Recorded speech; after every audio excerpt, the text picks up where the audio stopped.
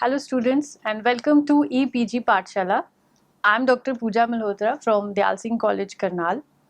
Today we are going to talk on module Techniques of Controlling from the paper Principles and Practices of Management. After completing this module, the students will be able to understand various controlling techniques along with their implications. As we know, controlling is the last and an important function of managerial process. The purpose of controlling is to bring the actual performance to predetermined standards, and for this, an organization has to adopt an effective controlling technique.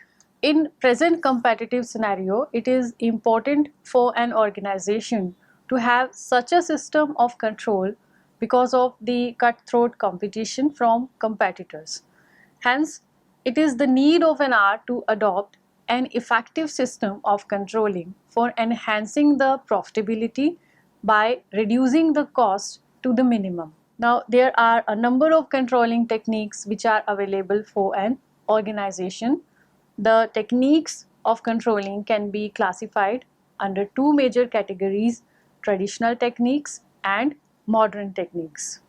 Now we have various traditional controlling techniques which include basically personal observation, setting examples, plans and policies, the help of organization charts and manuals, establishing a disciplinary system, statistical data, written instructions, special reports and records, operational audit, financial statements, break-even analysis, cost accounting and cost control, budgets and budgetary control. Some of the modern techniques of controlling includes techniques like return on investment, management audit, management information system or MIS, zero-based budgeting and PERT CPM. Let's talk about first of all traditional techniques of controlling. So the first traditional technique of controlling is personal observation. Personal observation is the oldest and the most important controlling technique.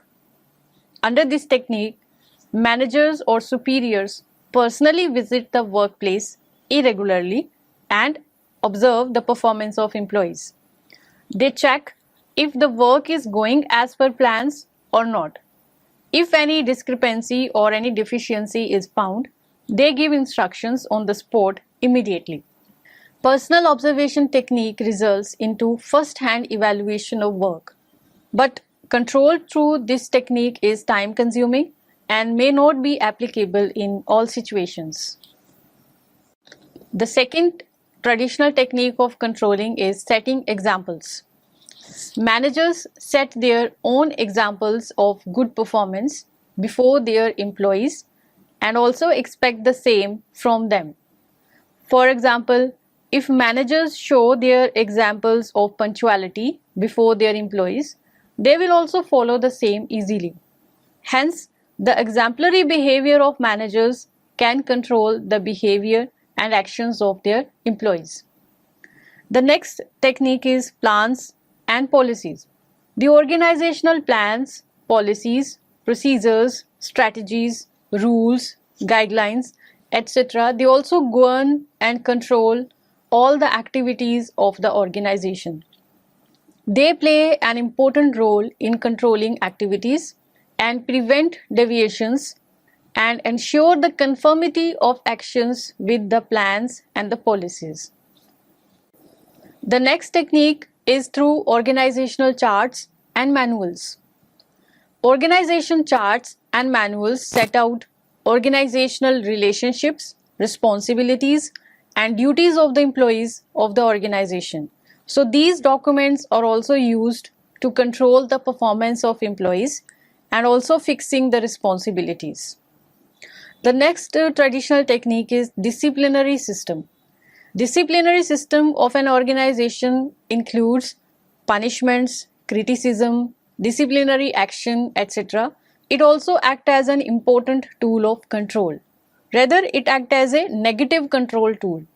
Where employees commit mistakes repeatedly, and these mistakes are crucial, then strict disciplinary action is taken by the managers.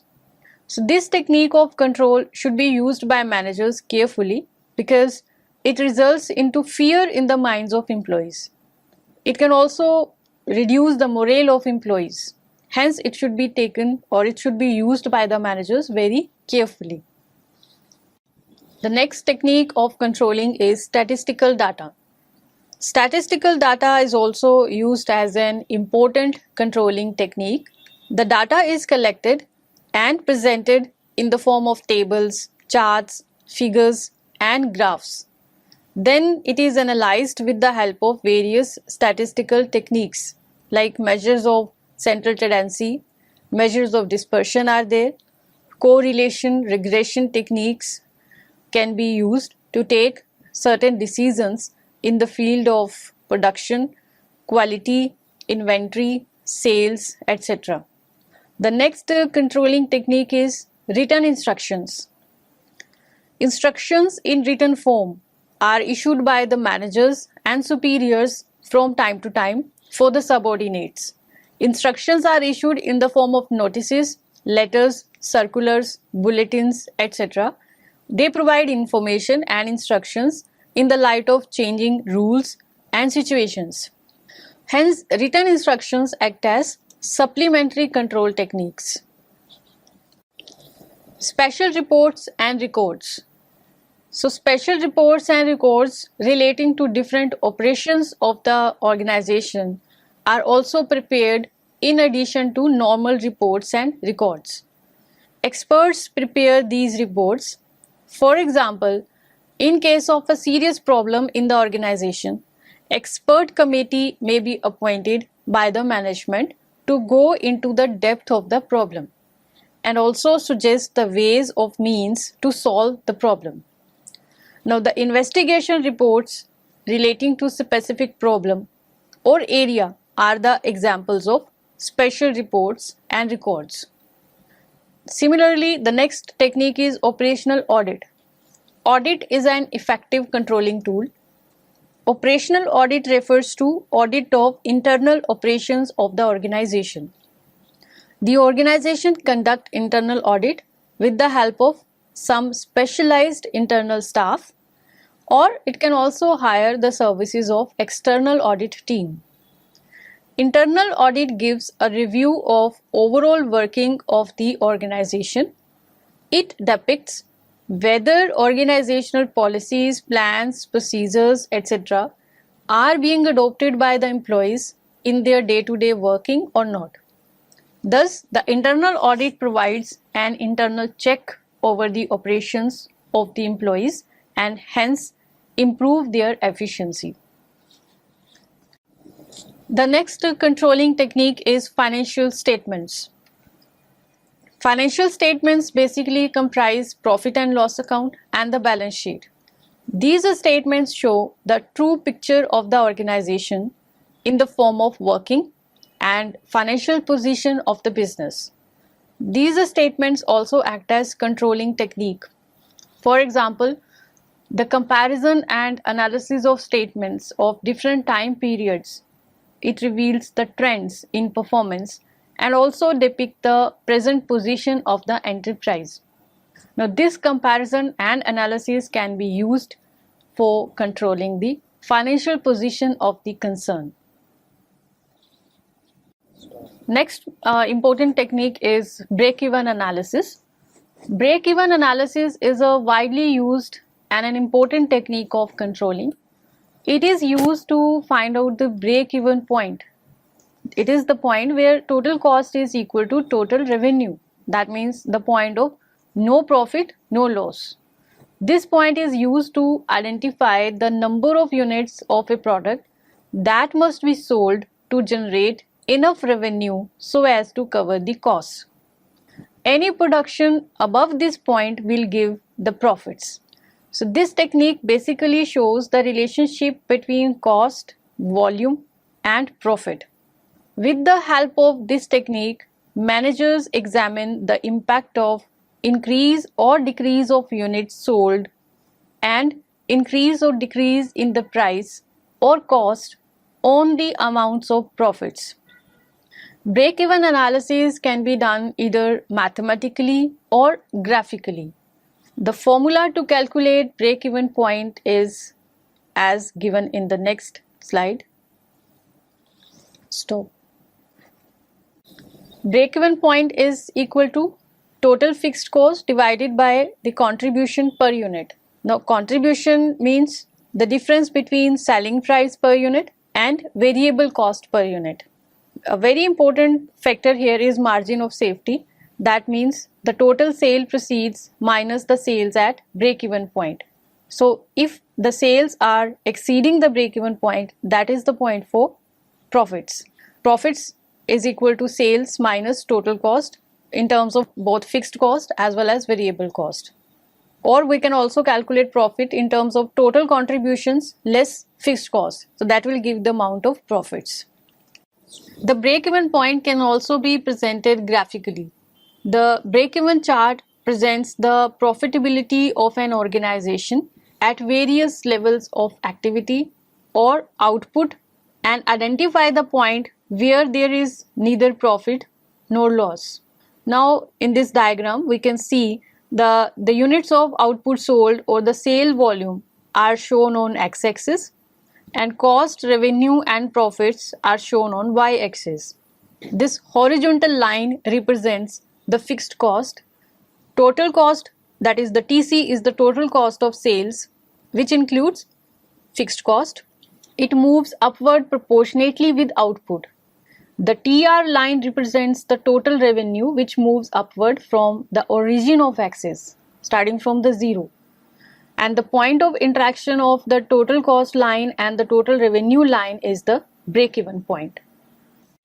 So every management tries to reach the break-even point as soon as possible, because sales over and above this point depict the margin of safety or the profit area.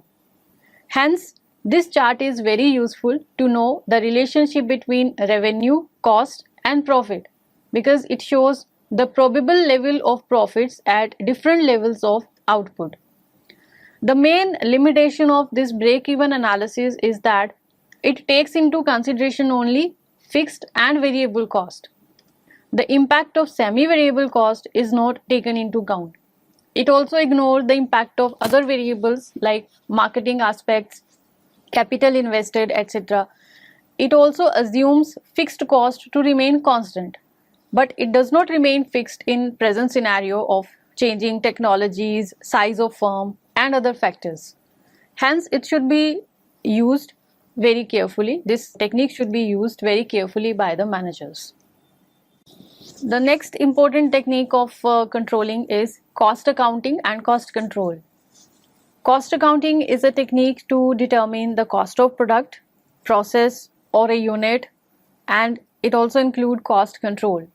Cost control includes control over the cost by using various techniques. So one such major technique is standard costing. It includes determination of standard or predetermined cost. Standard costs are determined in respect of total cost as well as for each element of cost, that is the material, labor and overheads. When actual costs are incurred, these are compared with the standard cost, and if the deviation or variation arises, these are found out and the causes of these deviations are analyzed. Let's talk about the steps of standard costing.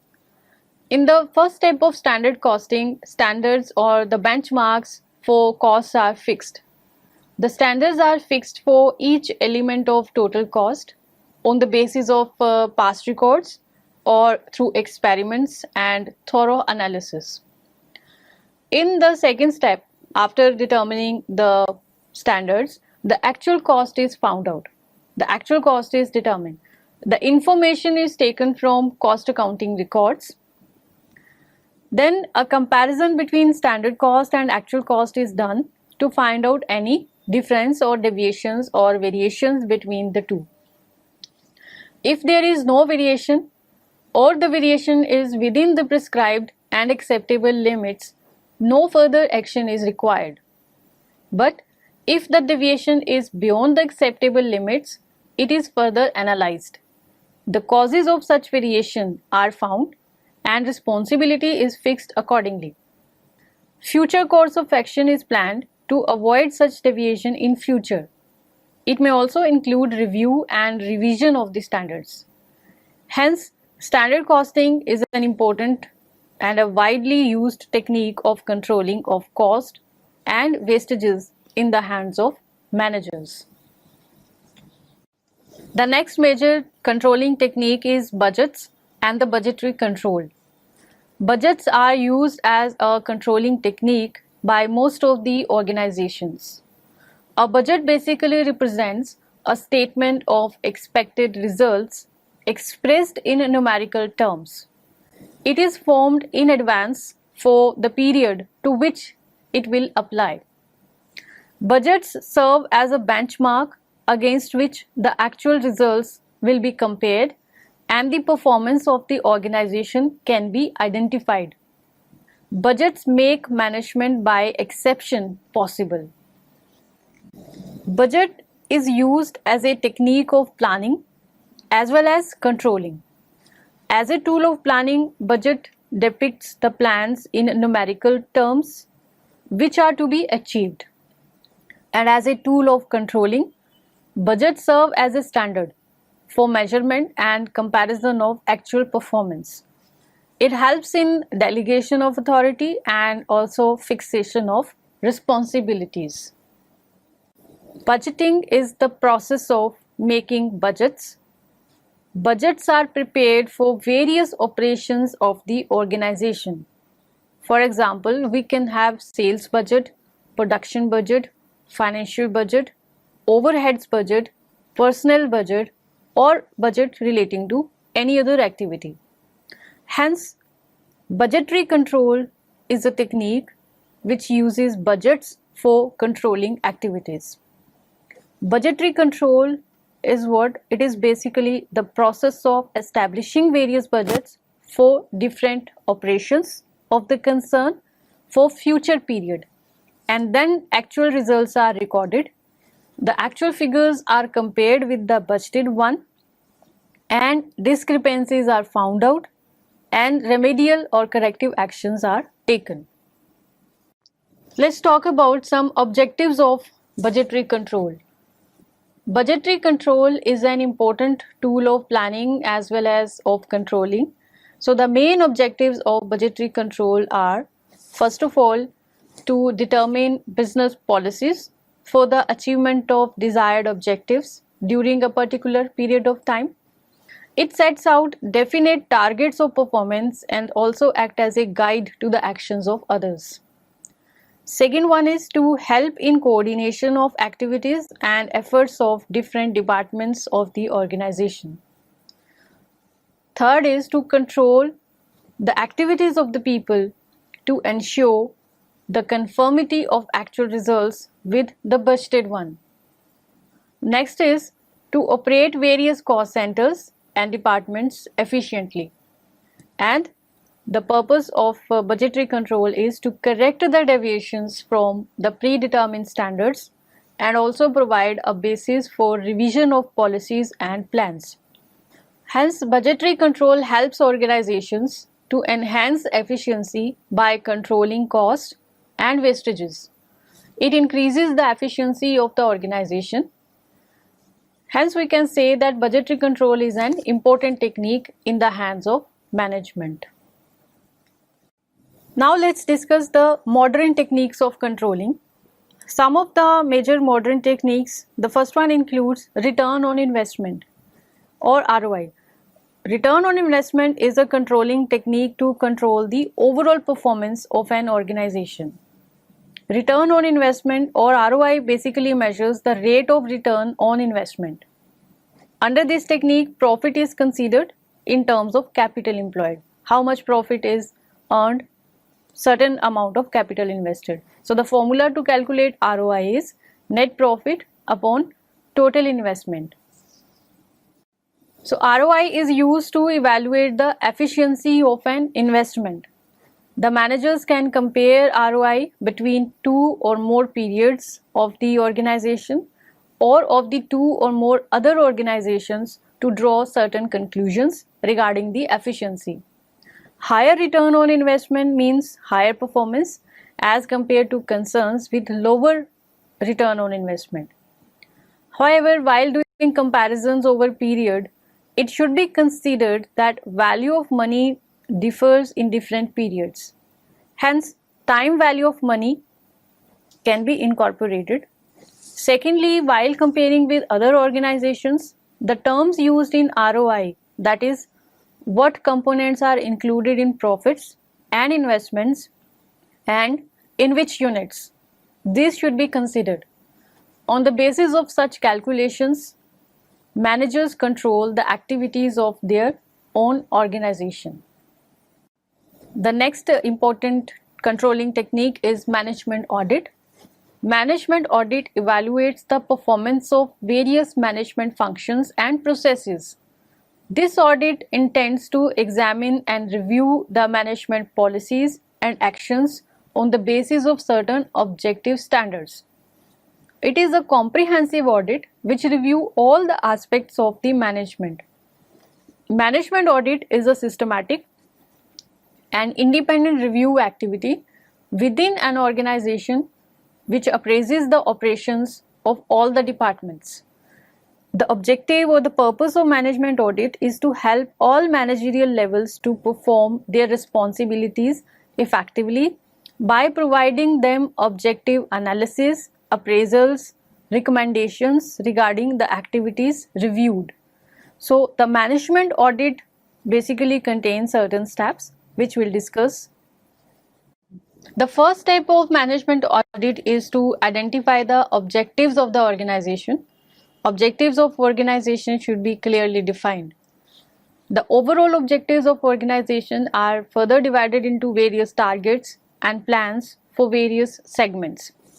The organizational structure is also evaluated to check whether it can achieve the overall objectives and targets effectively. The managers also identify each functional area as a responsibility center. So the performance of each responsibility center is examined. It is compared with the objectives and targets. And finally, a pragmatic course of action is suggested on the basis of above examination. Motivation system is also devised to provide incentives to various personnel as well as per the results of the management audit. Hence, management audit is result oriented. It helps to assess the performance or progress of various managers, and accordingly a suitable incentive system can also be linked to it. The performance is evaluated by relating inputs like man hours, materials, wages, etc. with outputs like quantity, return, etc. Hence, the thrust of management audit is on results. The management audit acts as an important tool of management control if undertaken properly. So next we will discuss the techniques which can be used for conducting management audit. So various techniques of management audit can be employed by the managers. The first one is inquiry. Management auditor prepares a questionnaire containing relevant questions for obtaining relevant evidences. Relevant questions may be asked in such a way as to provide answers to a hidden problem. The next technique which they can use, examination. In many situations, the management auditor examines records and documents. The need may arise to cross-check the documents along with the information which is obtained from inquiry. The next one is confirmation. Management auditor may get written or oral information from various persons to confirm the information acquired by him. The next technique which he can use is the personal observation. In many cases, management auditor may have to go for personal observation of various activities and situations in the organization. The next one is correlation of information. The information so collected from various techniques has to be correlated so as to draw appropriate conclusions and results. Our next controlling technique is Management Information System or MIS. In present age of information technology, Management Information System or MIS is an important technique for providing quick information to the management. MIS provides all necessary information to the managers and superiors at different levels to help them to discharge their functions like planning, organizing, decision making, and controlling properly. MIS is a scientific way of collecting, organizing, processing, and storing and communicating information to various levels of management so that decisions can be taken by the managers in time. MIS helps in increasing efficiency of the organization by providing timely, accurate, and relevant information for doing various operations of the organization. The importance of having an effective MIS also lies in the presence of changing economic, political, social, and technological conditions. Timely information helps the organizations to take advantages of various opportunities available outside and also to overcome threats by taking proper actions in time.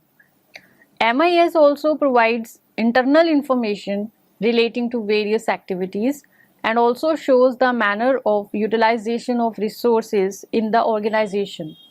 It shows the performance of various resources. The information relating to idle time, labor turnover, wastages, etc. can also help the managers to control various costs. So in present information scenario, it is very important to have an effective management information system in the organization. It will be very difficult to manage and control the operations without an effective MIS. The next major technique of controlling is zero-based budgeting or ZBB. Zero-based budgeting is a new approach of budgeting. It is also used as a control technique. Under zero-based budgeting, in determination of budgets, information or figures of various periods or the previous periods is not taken into account. Budgets are prepared afresh without considering the information from previous years or periods. So budgets are prepared in the light of current situations. Zero-based budgeting starts with the base taken as a zero. In this technique, all activities are analyzed in terms of their needs and costs. In the budget, every expense has to be justified in the presence of prevailing conditions. Unlike conventional budgeting, where the previous year inefficiencies can also enter into the current year's budget, but in case of zero-based budget, it starts from scratch and is prepared every time when it has to be analyzed. So there are certain steps in the process of zero-based budgeting. Let's discuss these steps. The first step in zero-based budgeting is the determination of objectives of budgeting. The first step of zero-based budgeting is to determine the objective of budgeting very carefully. Objective may be to reduce cost. It may be accomplished by cutting down the salaries or by dropping an unprofitable product or project. Hence, the objective of budgeting should be clearly defined at the first instance. The second step is determination of scope of application. The scope of application of zero-based budgeting is decided because this technique can be applied to whole organization or to some specific areas or operations of the organization. The third main step is development of decision units and decision packages. In the next step, decision units are developed, and for each decision unit, decision packages are determined. A decision unit is that for which cost-benefit analysis can be done so as to arrive at a decision regarding continuing or discontinuing any particular unit. A decision package involves ranking of all the activities in order of their importance based upon cost-benefit analysis. The next step is allocation of resources. Finally, the resources are allocated according to the ranking of the decision packages to have optimum results. Ranking of projects on the basis of cost-benefit analysis help the management to eliminate the unnecessary expenditures. Hence, management uses zero-based budgeting as a controlling technique to achieve organizational objectives in an efficient manner. The last technique of controlling is PERT or CPM. PERT refers to the project management, program evaluation and review technique, and CPM, critical path method. These two project management techniques are very useful for managerial functions like planning, scheduling and controlling. These techniques help the managers in completing the projects on schedule. Presently, organizations are involved in various projects which are very large in size and also take more time. So, companies make use of these networking techniques to schedule the complex projects which involve many activities. Though the two techniques differ slightly, but both are based on same principles. PERT CPM is a tool used to plan, schedule, and control large projects consisting of a number of independent activities and with uncertain completion time. In this technique, a network diagram is prepared that shows the sequence of activities needed to complete a project and the time and cost associated with each activity. Hence, the purpose is to identify critical activities which are essential to perform and complete the project, and to identify the time, which is the least possible time, and the cost associated with each activity. Thus, these techniques not only help in planning but also help the managers to monitor and control the progress of the project, to find out any obstacles and provide proper resources to complete the project as per the schedule. The major limitation of PERT CPM technique is that they cannot be effectively applied in manufacturing operations because the main focus of these techniques is on time and not on the quality, which is a key factor in manufacturing. So students, let's now summarize what we have learned in this module. Every organization needs to have an effective controlling system for its efficient working. For this purpose, an organization has a number of controlling techniques. The controlling techniques are mainly of two types: traditional techniques and modern techniques.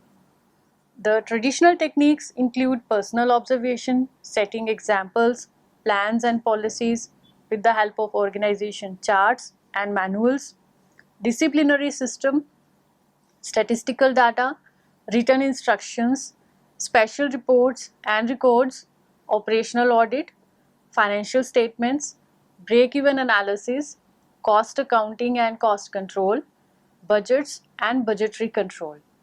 And the modern techniques include return on investment or ROI, management audit, management information system, zero-based budgeting, and PERT and CPM. Now, a combination of these techniques can also be applied by the organizations to have a proper control over the activities of the organization.